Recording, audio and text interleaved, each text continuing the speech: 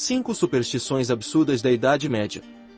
A superstição é um tipo de crença popular que não possui explicação científica. São criadas pelas próprias pessoas e costumam ser passadas de geração para geração.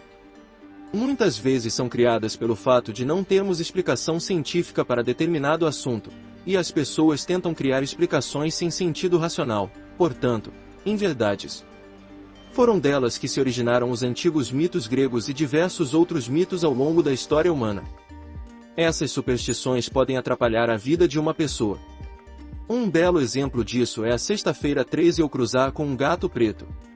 Não existe nenhum estudo que comprove que essa data o gato traga algum tipo de azar, porém vários indivíduos creem tanto nisso que acabam nem saindo de casa nesse dia ou ficando com receio do que possa acontecer se virem a cruzar com um gato preto, prejudicando suas próprias vidas. Na Idade Média não era diferente.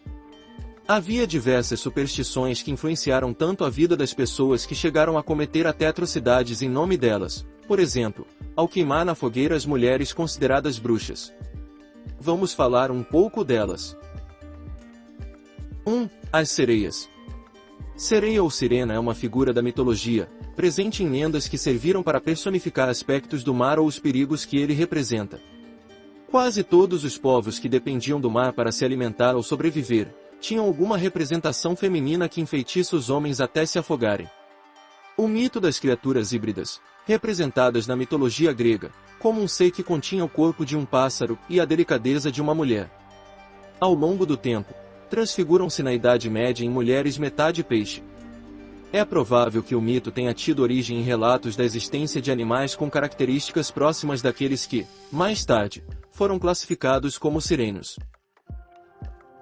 2. O Martelo da Bruxa. O livro Maleus Maleficarum, O Martelo das Bruxas, se encontra na lista dos livros mais infames da história.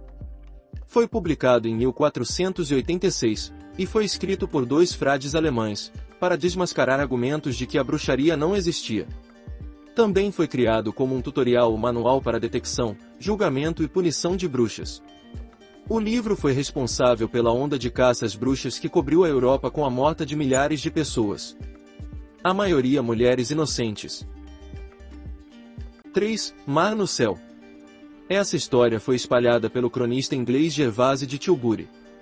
Ele escreveu em torno de 1212 para seu patrono, o imperador romano Otão de Brunswick, declarando que acreditava que o mar estava em um ponto acima da terra, acima de nossa habitação, no ar.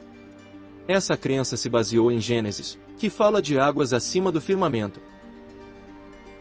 4. Caçadores espectrais.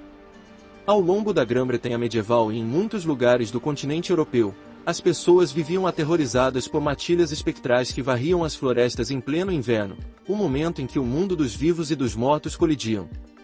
Esses sinistros cães de caça eram acompanhados por caçadores e guerreiros fantasmas, cavalgando corcéis negros, liderados por uma figura que, em terras germânicas, era identificado como Deus Odin, o deus dos mortos.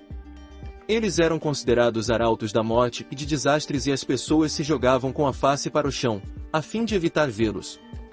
Qualquer um, infeliz o suficiente para contemplar o espetáculo fantasmagórico, podia ser levado pelos caçadores do além e deixado quilômetros distantes de onde havia sido capturado.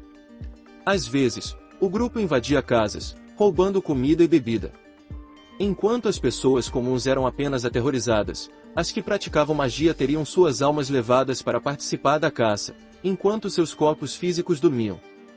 Só de ouvir os cães que passavam pela floresta, em meio à escuridão e o uivo dos ventos de inverno, uma pessoa poderia ficar louca.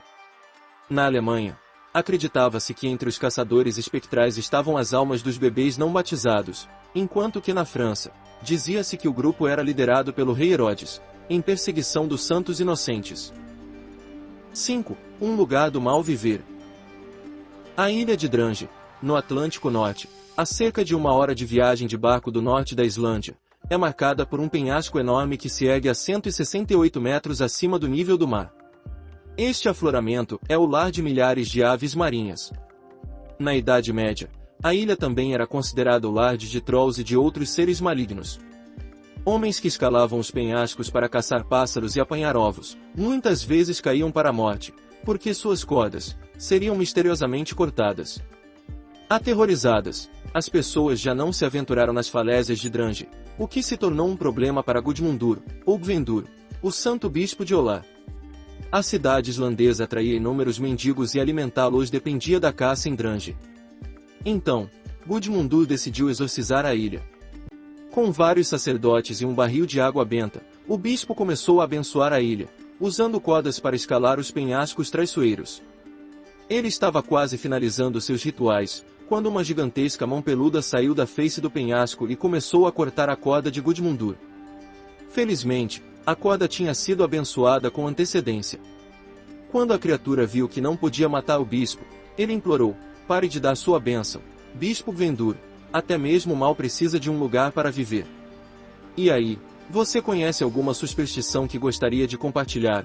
Deixe nos comentários e até o próximo vídeo.